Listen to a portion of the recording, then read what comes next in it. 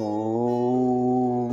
वर्णानामर्थसङ्गानां रसानां छन्दसामपि मङ्गलानां च करतारो वन्दे वाणी विनायको नारायणं नमस्कृत्य नरं चैव नरोत्तमं देवीं सरस्वतीं व्यासं ततो जयमुदीरयेत्। गुरुर्ब्रह्मा गुरुर्विष्णु गुरुर्देवो महेश्वर गुरुर्साक्षात् परब्रह्म तस्मै श्री गुरुवे नमः। बोलिए सियावर रामचंद्र भगवान की जय, राधावर कृष्ण कन्हैया लाल भगवान की जय, उमा महेश्वर भगवान की जय, गायत्री ब्रह्मदेव भगवान की जय, सदगुरुदेव भगवान की जय, माता पिता गुरुदेव की जय, समस्त संतगण भगवान की जय, समस्त भक्तगण भगवान की जय। ओम नमः पार्वती पतये, हर हर महादेव।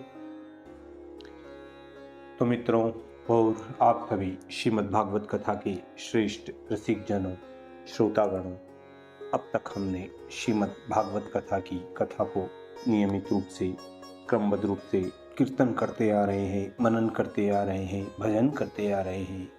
तो अब हम श्रीमद् भागवत कथा के दसम स्कंद के 67वें अध्याय की ओर कथा को अग्रसर करते हैं। आप सभी श्रेष्ठ श्रोतागण रसिक जन भगवान श्री राधा वल्लभ कृष्ण कन्हैया लाल के श्री चरणों में दृढ़ भक्ति रखते हुए कथा का श्रवण करें, कीर्तन करें, मनन करें, भजन करें। बोलिए राधावर कृष्ण कन्हैया लाल भगवान की जय। तो कहते हैं, 67 में बलराम जी रेवत गिरि पर जाय, नारिन संग क्रीड़ा करत अनुद्विविद कपिराय, अनुद्विविद कपिराय। राजा परीक्षित बोले कि हे ब्राह्मण, अद्भुत कर्मा अनंत अप्रमेय बलदेव जी ने जो जो चरित्र किए उसकी सुनने की फिर मेरी अभिलाषा है, कृपा करके मेरे सन्मुख वर्णन कीजिए।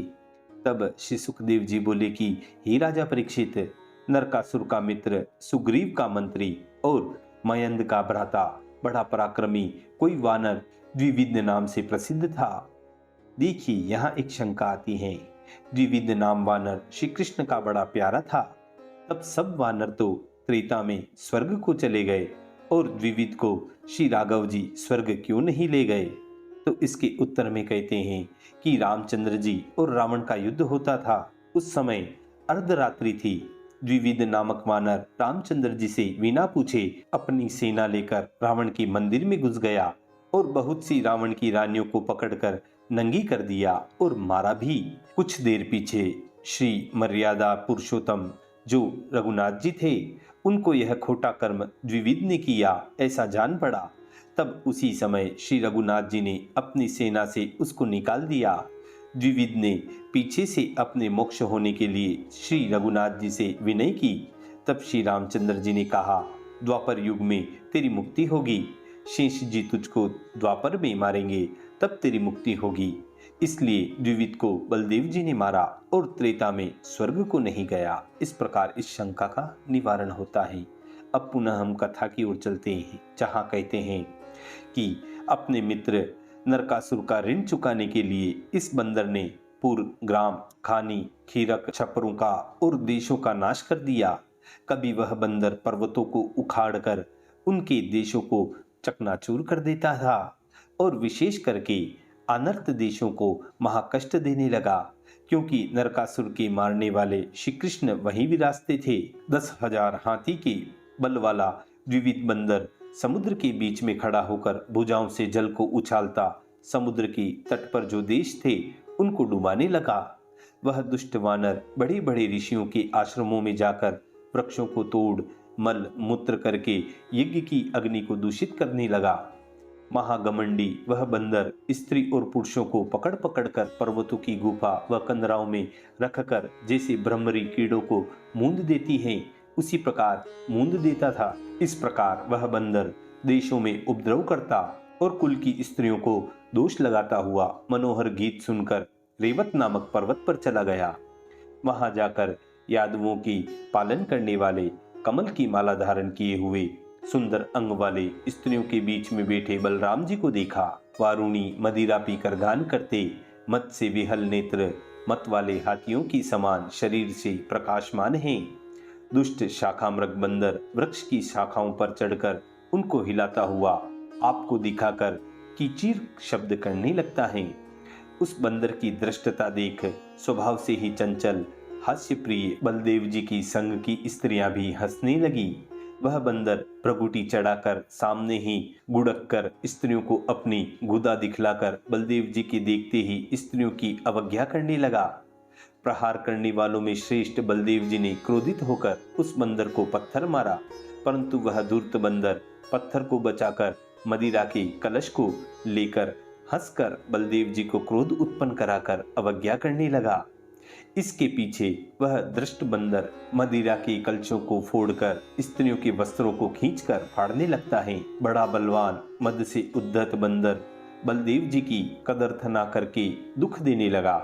उस बंदर की अनम्रता देखकर और उसका किया देशों में उपद्रव देखकर बलदेव जी अत्यंत क्रोधित होकर उस वीरी को मारने के लिए अपने हाथ में हल मुसल ग्रहण करते हैं।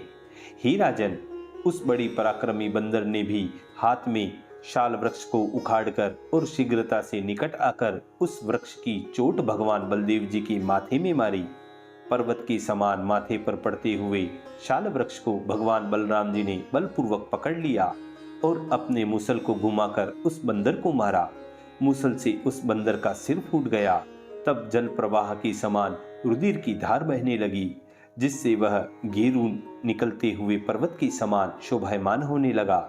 और उस प्रहार को कुछ न विचार कर उस बंदर ने अत्यंत क्रोध से फिर बलपूर्वक और वृक्ष को उखाड़ उसके सब पत्तों को छुड़ाकर बलदेव जी को मारा। बलदेव जी ने उसी समय उस वृक्ष के टुकड़े टुकड़े कर दिए। इसके उपरांत इस बंदर ने और वृक्षों को उखाड़कर महावीर्यवान बलदेव जी के ऊपर प्रहार किया, परंतु बलदेव जी ने उसके भी 100 खंड कर दिए। इस प्रकार भगवान बलदेव जी के साथ युद्ध करके बारंबार जब वृक्ष कट गए, तब वह चारों ओर से वृक्षों को उखाड़कर निर्वृक्ष वन करने लगा। इसके उपरांत असहनता से वह बंदर महात्मा बलदेव जी के ऊपर पत्थरों की वर्षा करने लगा। तब मुसलधारी बलदेव जी ने लीलापूर्वक ही बंदर की वर्षाए पत्थरों को चूर्ण कर दिया। बंदरों के स्वामी इस बंदर ने ताल वृक्ष के समान बड़ी भुजाओं की मुट्ठी बांध रोहिणी के पुत्र बलराम जी के पास जाकर उनकी छाती में एक घूसा मारा। हे राजन, हे परीक्षित, यादवों के इंद्र बलराम जी भी हल मूसल को छोड़कर और अत्यंत क्रोधित होकर भुजाओं से उसके कंठ को मर्दन करने लगे। उस समय वह बंदर रुधिर को वमन करता हुआ पृथ्वी में गिरकर मृत्यु को प्राप्त हुआ। हे कुरुशार्दुल, जिस समय वह बंदर गिरा तब जैसे जल में नाव कांपती हैं, उसी प्रकार टंक और वृक्षों सहित वह पर्वत कांपने लगा। आकाश मार्ग में देवता, सिद्ध, मुनीश्वर फूलों की वर्षा करने लगे। जय जयकार शब्द और नमः शब्द और भले भले शब्द करने लगे। इस प्रकार जगत के नाश करने वाले बंदर को मारकर और जनों से स्तुति को प्राप्त होकर भगवान बलदेव जी अपनी पूरी द्वारका में आ गए। इसी मधुर संवाद के साथ श्रीमद् भागवत कथा के 10वें स्कंद की सप्तषष्टितमो अध्याय 67वें अध्याय की पूर्णता व समाप्ति होती है। बोलिए श्री कृष्ण कन्हैया लाल भगवान की जय।